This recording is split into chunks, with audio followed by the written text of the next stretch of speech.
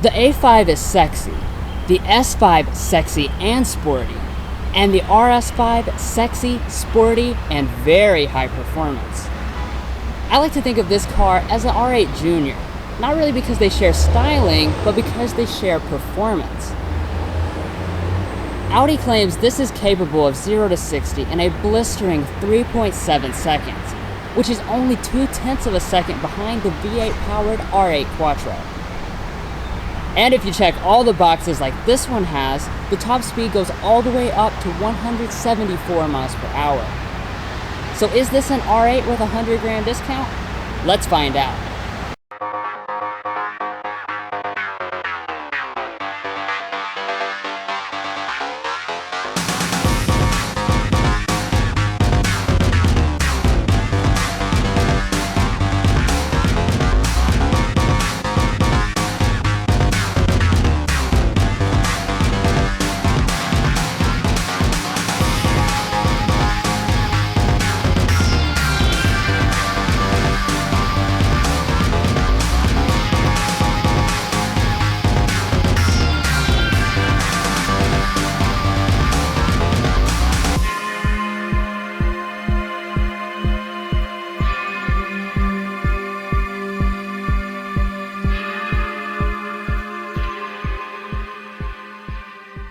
We would like to specially thank Audi of Lexington for giving us access to today's vehicle. If you would like to find out more information about their stunning dealership and large inventory of all the Audi models, then follow the link to their website provided in the video description.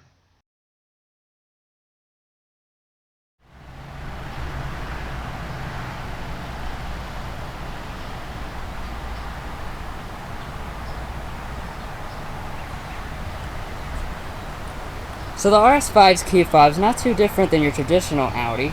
You still have real metal accents, and the only difference really is on the back where you have RS badging.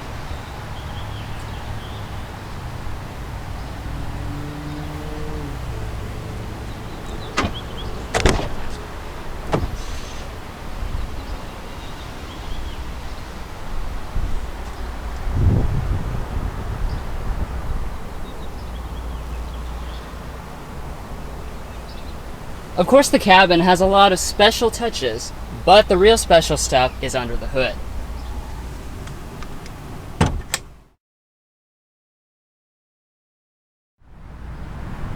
So like I said, this car has insane performance, but it comes courtesy of a smaller engine than you would think. Gone is the previous generation's V8, and in its place is this brand new 2.9 liter twin turbo V6. The horsepower rating is actually down a couple to 444, but the torque number is up 126 pound-feet to 443.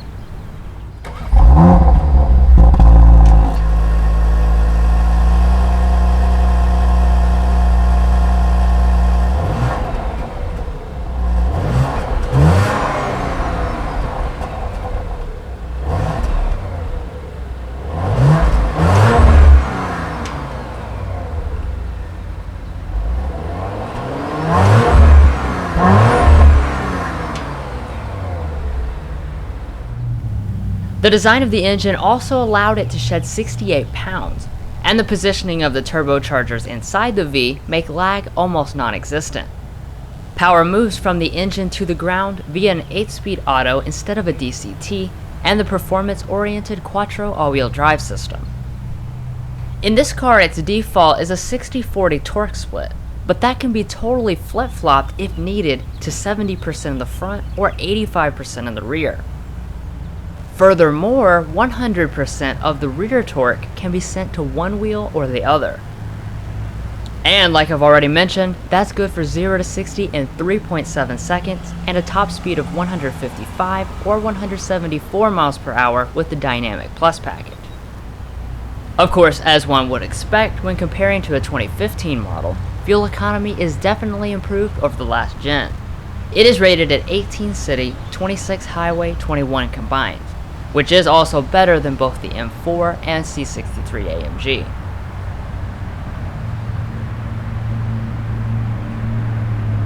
Well, that's it for the heart, so now let's check out the skin.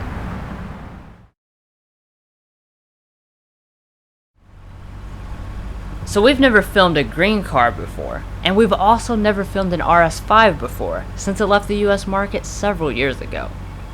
Since then, the RS formula has evolved to not only up the performance ante, but also up the styling aggression. The Sonoma Green does a good job of highlighting the differences from the S5, which are especially dramatic when you get this black optic package. You no longer have any chrome in the front, making for a super aggressive look when paired with this black mesh grille. And of course, you've got the signature Quattro badging in the front. The fully LED headlights are unchanged from its tamer siblings, except for the tiny air inlet along the side. And at the bottom you have several more functional vents, plus what appears to be fog lights but are actually sensors for the driver's assistance. Moving around to the side, I actually get some Bentley Continental vibes, from some combination of the body lines, paint, and huge wheels. Once again, all the chrome elements have been removed.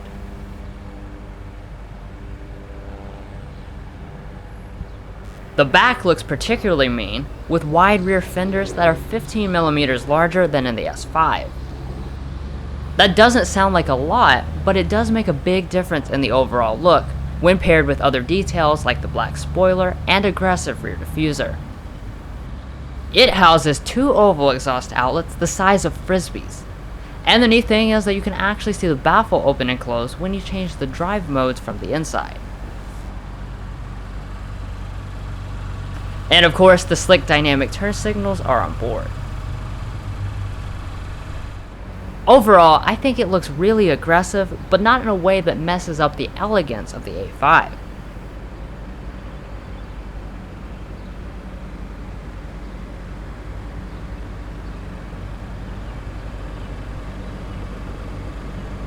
Of course, one part of the design I haven't talked about yet are these incredible wheels.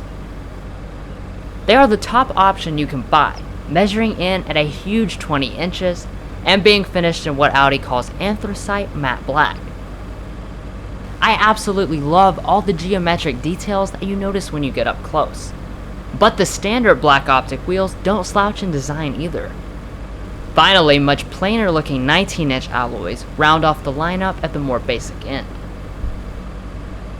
As far as stopping power, you can get either the standard 14.8-inch 6-piston ventilated disc brakes, or spring for these 15.7-inch carbon ceramic brakes in the Dynamic Plus package. When you get them, the calipers are painted gray, otherwise they are red. And finally, the tread putting all that power to the ground is 275/30 summer performance tires. Moving on to some non-performance details, the mirrors are heated, power folding, and auto dimming, and either finished in body color with the black optic package or with a matte aluminum otherwise. As far as safety goes, you don't have to give up anything in the name of performance. There is still standard forward emergency braking, blind spot detection with exit assist, and rear cross traffic alert. Additionally, the driver's assistance package includes adaptive cruise control with traffic jam assist, lane keeping assist, and auto high beam headlights.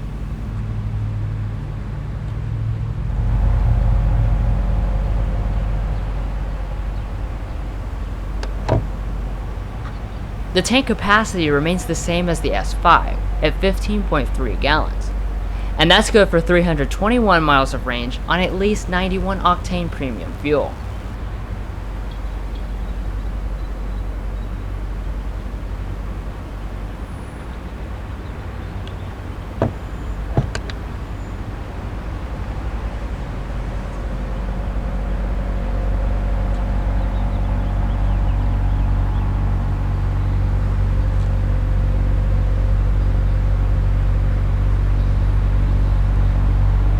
So that's all of the added performance and styling on the outside. So now let's see what's different inside the cabin.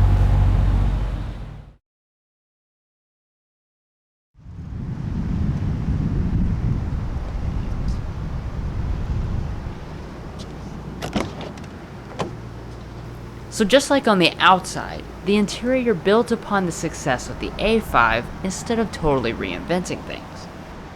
That means you've got a gorgeous modern design, composed of even nicer materials than normal, like these full Nappa leather sport seats. They can be had in this black with gray stitching, black with red stitching, or a unique lunar silver instead of the red you can get on the S5. If you don't option on the Nappa leather, the seats are Alcantara in the middle and the only color option is black. The long doors have the same materials, so you have Nappa leather on the armrest and Alcantara covering the middle. You also have real carbon fiber trim and altered aluminum door handles. Two-person memory seats are standard, as are two fully automatic front windows.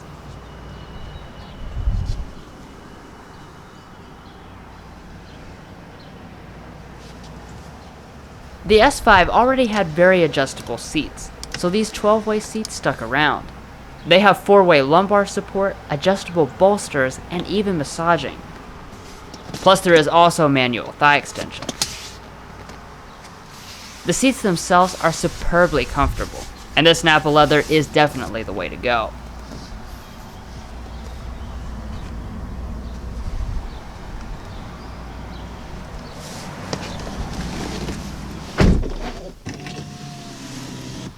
The car does hand you the seat belt, so you don't have to reach back.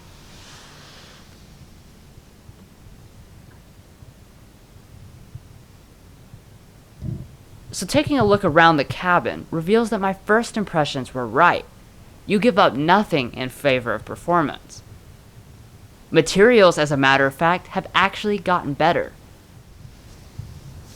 You still have premium soft touch materials on the upper dash, but instead of aluminum, you now have carbon fiber that runs across the middle areas and down the center tunnel as well. The S5's leatherette has also been upgraded to Nappa, and everything fits together very tightly.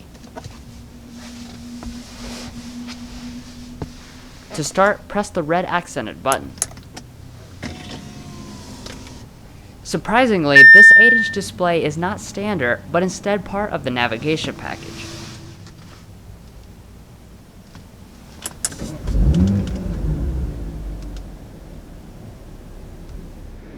Virtual Cockpit is also part of that aforementioned navigation package, but the vast majority will have it still, complete with special power and torque gauges for RS duty. Of course, this still can do all the same cool things as always, like audio, phone, and best of all, Google Earth. So we have the dynamic steering, which varies the ratio based on speed, but all models get this wonderful RS-specific flat-bottom steering wheel. These buttons are only for Virtual Cockpit, and then on the right side is basically everything else. You also have piano black accented paddle shifters. Coming down, you have the stock for regular, or in our case adaptive cruise, and the wheel itself is tilt and telescoping. Now as far as storage goes, this has more than I would expect from a performance vehicle of this caliber. Under the armrest you have a decently sized storage compartment, complete with a USB port and an aux jack. As always, this does adjust. In front of the cup holders there is a smartphone sized compartment with another USB port and 12-volt outlet. Helping save space is this perforated leather e-shifter. You can press it to the left to activate manual shifting, either via this or by the paddles.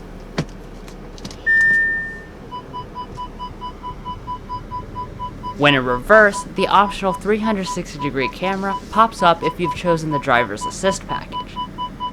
Obviously it does have trajectory and parking sensors. And just press the P for park.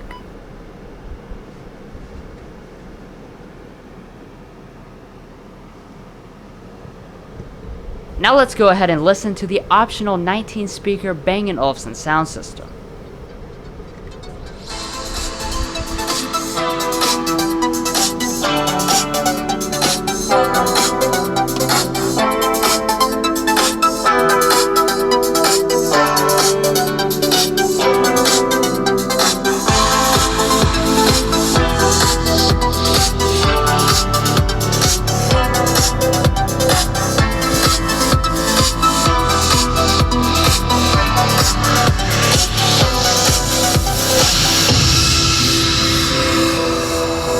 very impressed by the depth and richness of the sound quality. The next thing you come to is this row of buttons, the first for drive modes. There are 4 modes, with the last one being personalizable. And as you can see, there are many characteristics that can be altered. The other buttons disable the traction control, parking sensors, and screen. Above those buttons is the standard 3-zone automatic climate control.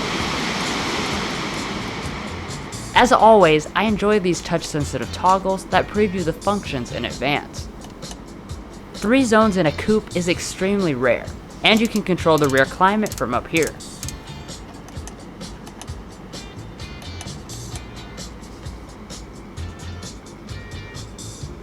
Within the panel is the button for the 3-stage heated seats, but unlike the S5, ventilation is not available. And now that brings us to the MMI system, so let's take a quick look. The first thing we're going to look at is media.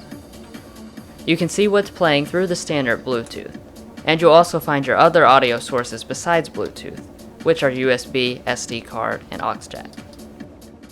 Next we will go into the phone section. If you click on Directory, you'll find a list of your contacts synced over from your smartphone.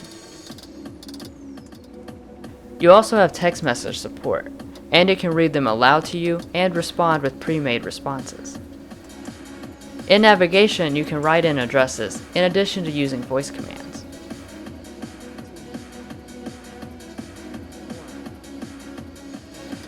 Like I said, the map can be set to Google Earth normally, but it's not connecting to Google's server this morning.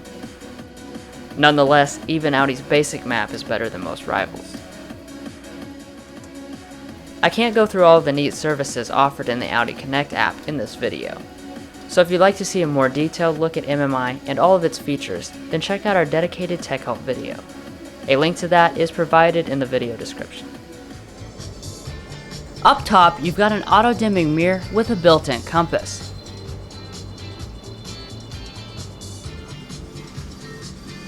Additionally, there is also a standard pano moonroof. As you can see, the sunshade is power, and the entirety of the glass will open up. So my overall opinion of the cabin is very positive. This is a vehicle with supercar levels of performance, yet there is no interior concessions to be made. All of the luxury and tech carry forward or are improved on from lesser Audis, which makes this an easy cabin to live with day to day.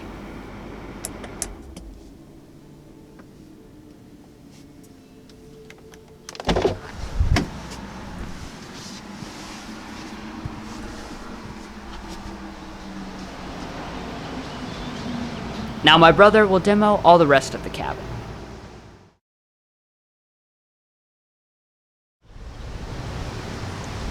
To get into the back of the RS5, just grab this little strap here, fold it forward, and then locate this button and push it once. It will then automatically slide forward. As far as rear space, in the RS5 you have 32.7 inches of legroom and 36.1 inches of headroom. It's actually pretty spacious for a coupe.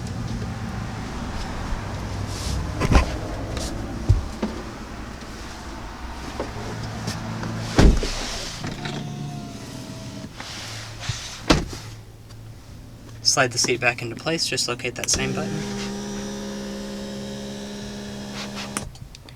So with the seat pushed back, I still have a couple inches of leg room, and my feet can slide up under the seat, so it's really not all that bad. The seats are these bucket design. It's the same quilted stitch design. It's really pretty. And Audi was nice enough to include your own climate controls back here, so you not only have these vents, but you also have the controls. So it is 3-zone automatic. Below that you have a 12-volt power outlet. You have a little storage area here. It cannot fit 3 people back here. The armrest is leather wrapped. Nice little felt lined area. And you do have some pop out cup holders.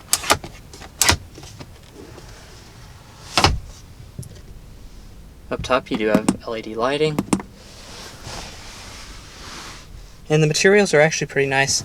This is a padded plastic here. You still have the Alcantara trim, nice speaker, and then you also have a cup holder down here on the floor, so that's pretty unique.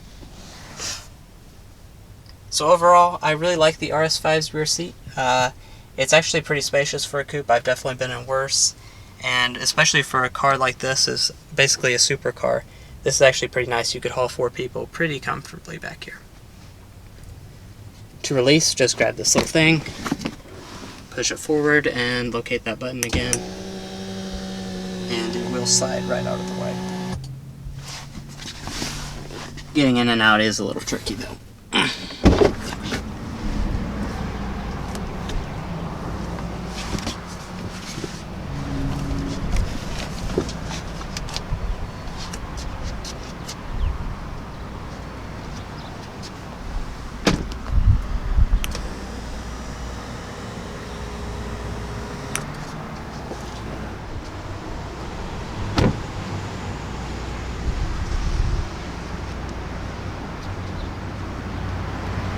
To open the trunk, just locate this button under the lid.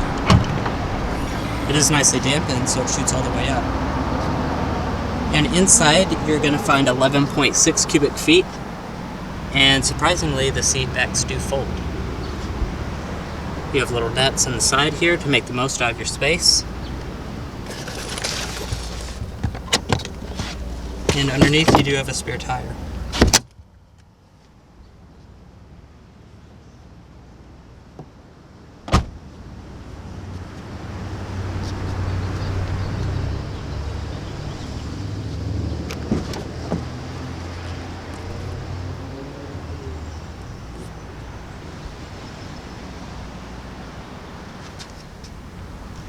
Seat is that same beautiful design, and it is the same adjustments as the driver's.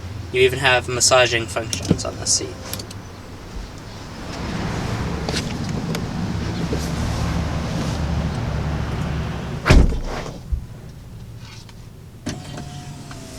Obviously in front of the passenger you do have nice materials with this padded plastic, that beautiful carbon fiber trim. Glove box is heavily dampened and really good sized. It's also felt lined. You've got your sun visor with a LED light and mirror. Then you do have some Nappa leather down here.